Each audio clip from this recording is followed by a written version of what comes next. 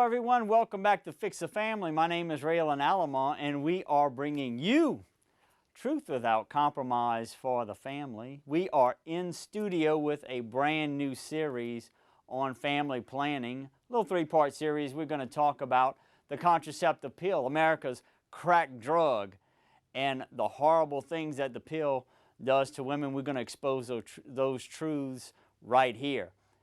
Then we'll talk about natural family planning, the acceptable methods, very healthy things that you can do if you need to postpone a pregnancy. And then thirdly, my own personal experience using natural family planning over 20 plus years of marriage. But first, let's talk about the pill. I got a good book here called The Pill, America's Sacred Cow.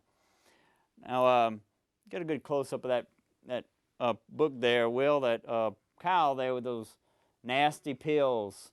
It makes me sick every time I see it. Millions of women across the United States taking that pill and around the world make themselves sex toys for men. But this book was written by Lloyd Duplantis Jr., a pharmacist, not only a pharmacist, but also a pharmacist representing the Pharmacists for Life organization, nationwide organization, is the former president of that organization, still on the board of directors. They had represented them in a big conference in the 90s, you remember, in Cairo, Egypt, exposing the truths about the contraceptive pill.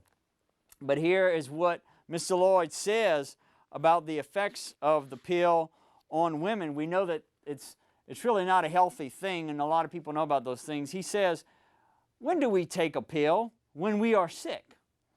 Oral contraception is the only drug in the pharmacy today that makes well women sick.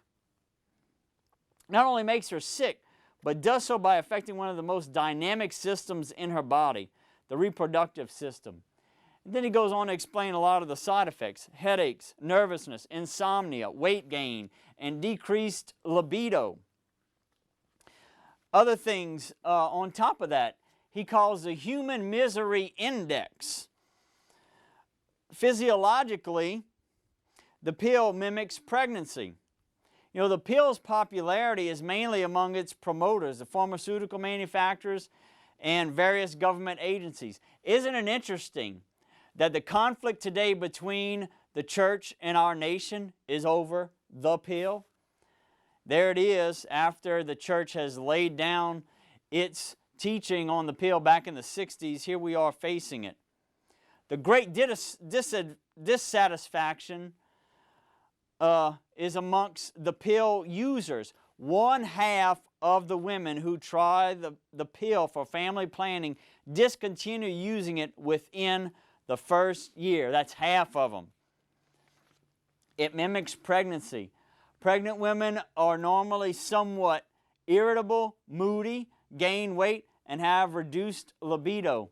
If a non-pregnant population feels pregnant, the husband, family, and friends will be miserable as well. So next thing we want to talk about is who is it that takes the pill? Obviously those of childbearing age, including teenagers. Get this, birth control for skin care. And he says, you've got to be kidding. Well, you've probably heard this, for acne, for treating acne. And that's how they get their foot in the door with these little girls.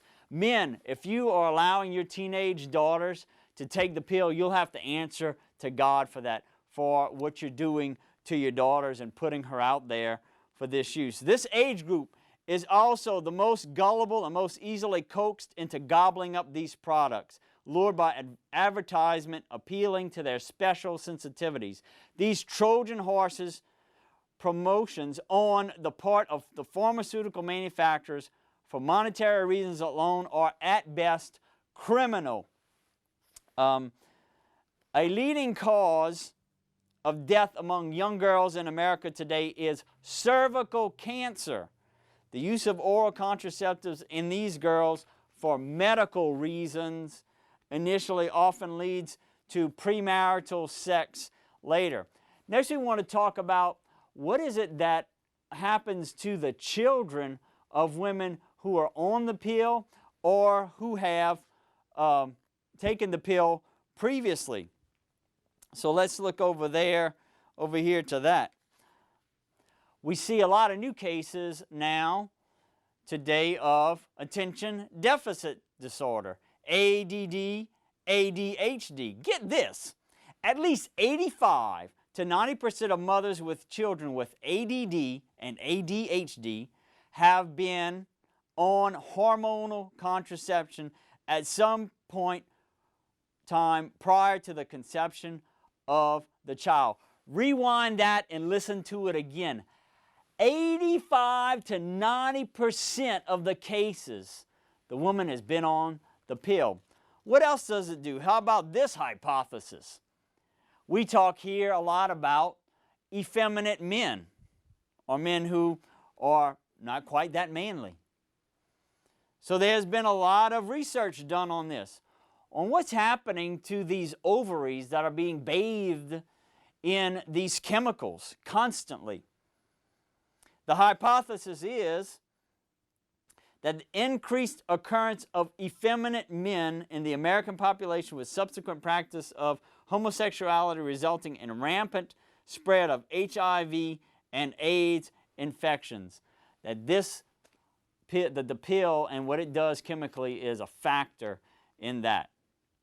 Not a big surprise of when children are conceived while the woman is on the pill, and that happens quite often, 10% of the cases. Very low effective rate. If it's used all the time, it might be higher, but most of these women aren't using it as prescribed because of the damage that it does and how bad it makes them feel. Finally, let's look at the final thing that it does to women and what he calls pharmaceutical misogyny. The hatred of women is misogyny. That's what they call me, a misogynist. And what the pill was brought about with these rosy ideas that it was going to make marriage so much better, that husband and wife would be able to freely love each other more. And you can track it, that with the advent of the pill, the divorce rate has skyrocketed. What happens? Libido, he talks about. Libido refers to an individual's urge to engage in sexual activity. Oftentimes immediately, but always over time, libido is reduced when a woman takes the pill. The longer she takes it, generally, the less interest in sexual relations she has. The reality is that the pill is chemical warfare on women, a form of chemical castration. I'm not a misogynist. These people are misogynists.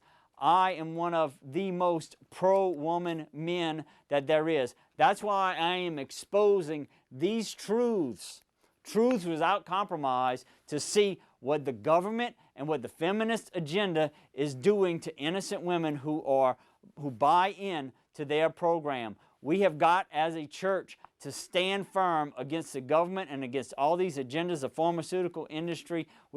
No one can make anybody take a pill. No one can force it on anybody. No one can force us to pay for it for somebody else. We have got to stand firm, Catholics. More to come on Fix the Family with Family Planning. Come back and see us. God bless you.